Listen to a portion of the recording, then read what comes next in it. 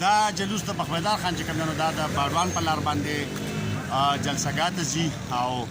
ځکه چې هلته ډېره زیاته ګڼه ده او دا امکان دی چې جلوس چې دی نو دا د باډوان په لار باندې لاړ شي او خلک هلته کې خپل ګاډي ودرئ او د هغه ځای نه وروسته چې کوم دی نو بیا د امان خان هم د بخبیدار خان سره ولاړ دی دا بخبیدار خان امان خان او ورسره چې کوم دی نو ملک عظمت خان اصل چې کوم جلوس دی هغه روان دی او د باډوان په لار باندې ځي او د اسپنډ عمر باچا د وینا تر مخه 300 ګاډي چې کوم دا صرف د اسپنډ نه راغلي دي په دې جلسه کې د شرکت لپاره جنډا مار کړم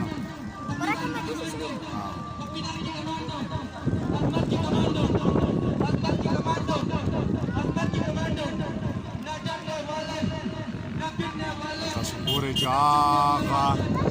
تقریبا 2 کیلومتره جلوس چې کوم دی نو دا روان دی وسم ګاډي چې نو هغه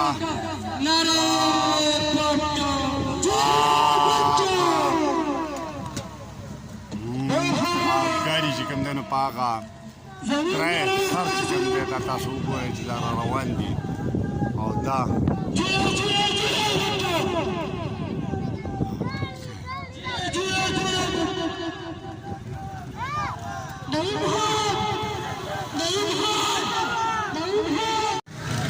د باډوان په مقام باندې د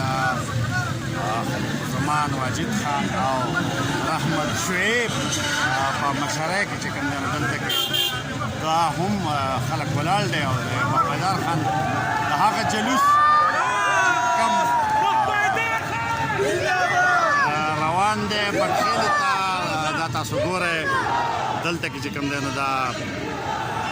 روان دي او دغه شانته دلته دغه راورسېدو او یو ډېر لوی جلوس ته تقریبا 4-5 کیلومتره ګاډي دي او خلک چې کوم دی نو د باډوان په مقام باندې دلته کې د هغه استقبال کوي او د هغې نه پس به بیا دا جلوس چې کوم دی نو دا به روانېږي او ځي به جلسهګاه طرف ته اوس د باډوان پل ته چې کوم دی نو دا تقریبا راسي او دې ځای کې به بیا باغ خوا باندې ځي